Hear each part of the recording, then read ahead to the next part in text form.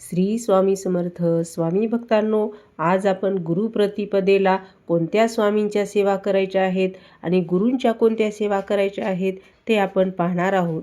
तर पहिल्यांदा आपण आजच्या दिवशी संकल्प करायचा आहे, तो म्हणजे माझ्या हातून कोणाचं वाईट होऊ नये, माझ्या घरात तुमचं नामस्मरण नित्य असू द्यावं आणि तुमच्या इच्छेप्रमाणे मी जीवन जगू द्या.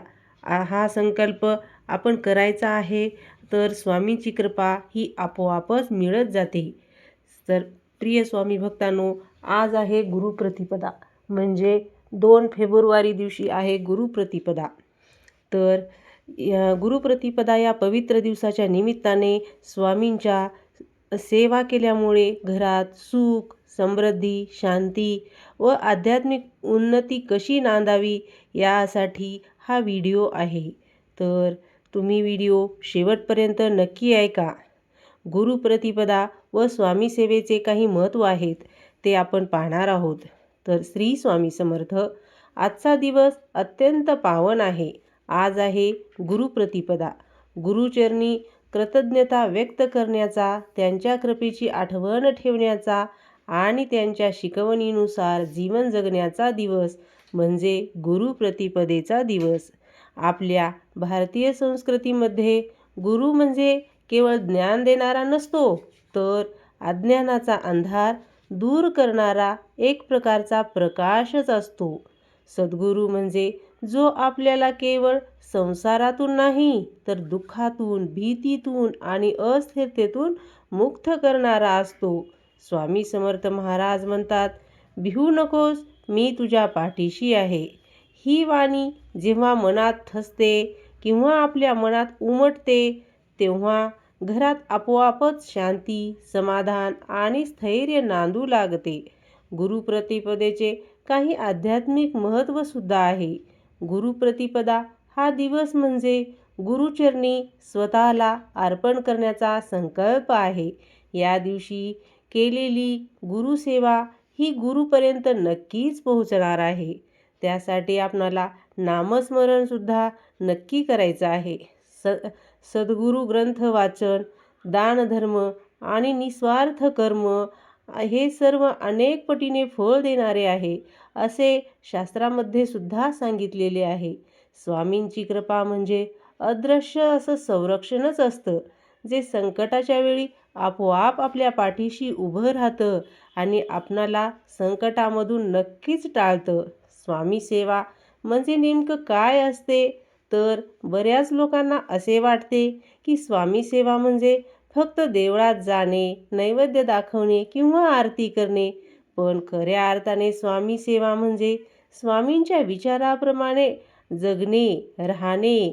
स्वामी सेवा ही 3 प्रकारची स्वामी सेवा असते. पहिली आहे शारीरिक सेवा, दुसरी आहे मानसिक सेवा आणि तिसरी आहे आध्यात्मिक सेवा. तर आपण शारीरिक स्वामी सेवा कशा प्रकारे करायची आहे ते पाहणार आहोत. तर स्वामींच्या मूर्तीची व फोटोची सेवा म्हणजे शारीरिक स्वामी सेवा.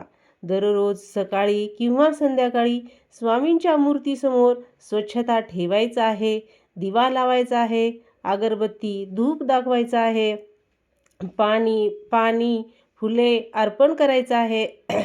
ही लहानशी सेवा घरातील नकारात्मक ऊर्जा दूर करते.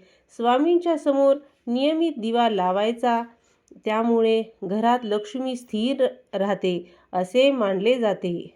स्वच्छता व शिस्त ही सुद्धा स्वामींना अत्यंत प्रिय आहे आणि ही दुसरी सेवा आहे. स्वामी समर्थांनी स्वच्छतेला फार महत्त्व दिले आहे. घर स्वच्छ ठेवणे, पूजास्थान नीटनेटके ठेवणे ही देखील एक प्रकारची स्वामी सेवाच आहे. जिथे अस्वच्छता असते तिथे दैवत्व व सकारात्मकता नेहमी वास करत असते. अन्नदान व सेवा कार्य म्हणजे स्वामींची सर्वात प्रिय सेवा म्हणजे भुकेलेला अन्न देणं. गुरुप्रतिपदेला किंवा प्रत्येक गुरुवारी गरजूंना अन्नदान करायचं आहे. गाईला चारासुद्धा टाकायचा आहे आणि जर पक्षी असतील तर पक्ष्यांना धान्य टाकायचं आहे. केल्यास घरातील अन्न कपाट कधी रिकामे राहणार नाही. अन्न कपाट म्हणजे आपल्या अन्नाचे कोठार. मानसिक स्वामी सेवा ही दुसरी सेवा आहे. त्यामध्ये आता नामस्मरण श्री स्वामी समर्थ हा मंत्र केवळ शब्द नाही, तर तो एक संरक्षण असा कवच आहे. दररोज किमान 11, 21 किंवा 108 वेळा तरी नामस्मरण करायचंच आहे. स्वामी नामस्मरण केल्यामुळे मन शांत होते, चिंता कमी होते आणि निर्णयक्षमतासुद्धा वाढायला सुरुवात होते. कृतज्ञता भाव स्वामी सेवेत सर्वात महत्त्वाचा घटक म्हणजे कृतज्ञता. आज आपल्याकडे जे आहे घर, कुटुंब, अन्न, आरोग्य यासाठी स्वामींचे आपण आभार मानायला हवे. ही फार मोठी सेवा आहे. कृतज्ञ मन असलेल्या घरात कधीही दारिद्र्य, क्लेश कधीही टिकत नाहीत. तक्रार कमी, श्रद्धा जास्त असणे ही सुद्धा एक प्रकारची स्वामी सेवाच आहे. स्वामी म्हणतात, जे घडते ते चांगल्यासाठीच घडते. सतत तक्रार करणे सोडून स्वामीवर विश्वास ठेवा. ही उच्च दर्जाची मानसिक सेवा आहे. आध्यात्मिक स्वामी सेवा ही तिसरी सेवा आहे. स्वामी चरित्र वाचन. गुरुप्रतिपदेला आपण आज गुरुप्रतिपदा आहे, तर आज आपण श्री स्वामी चरित्राचं वाचन करायचं आहे किंवा स्वामी लीलामृताचं सुद्धा वाचन करू शकतो किंवा दासगणू महाराजांचे ग्रंथ आहेत, यातील किमान एक अध्याय तरी वाचावा. हे वाचन घरात धैर्य, श्रद्धा, सकारात्मक विचार यांची वाढ करते. गुरुवारी तर विशेष सेवा आहेत. गुरुवार हा स्वामींचा विशेष दिवस. या दिवशी पिवळे वस्त्र आपण घालायचे आहेत. बेसनचा दिवा करायचा आहे. गूळ आणि चणा याचा नैवेद्य दाखवायचा आहे.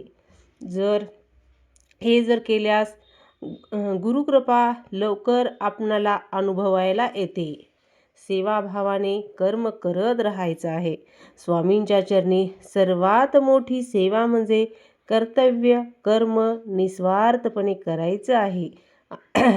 सर्वात महत्त्वाची सेवा म्हणजे आई वडिलांची सेवा, पती पत्नीतील समजूत, मुलावरील संस्कार, हे सर्व ही स्वामी सेवाच आहेत. स्वामी सेवेचा घरावर होणारा परिणाम काय आहे, तर स्वामी सेवा नियमित केली तर घरातील वाद कमी होतात, आर्थिक अडचणी हळूहळू दूर होतात, आजारपणावर मानसिक ताकद मिळते, मुलामध्ये चांगले संस्कार रुजवले जातात, घरात शांती व समाधान नांदते. हे सर्व हळूच पण नक्की घडते. गुरुप्रतिपदेला घ्यायचा संकल्प. आजच्या दिवशी आपण एवढाच संकल्प करायचा आहे की स्वामी, माझ्या हातून कोणाचं वाईट होऊ देऊ नका. माझ्या घरात तुमचं नामस्मरण सतत असू द्या आणि तुमच्या इच्छेप्रमाणे माझं जीवन असू द्या. हा संकल्प पाळला तर स्वामींची कृपा ही आपोआपच मिळत जाते. गुरुप्रतिपदा हा केवळ एक सण नाही, तर तो जीवनाला दिशा देणारा दिवस आहे.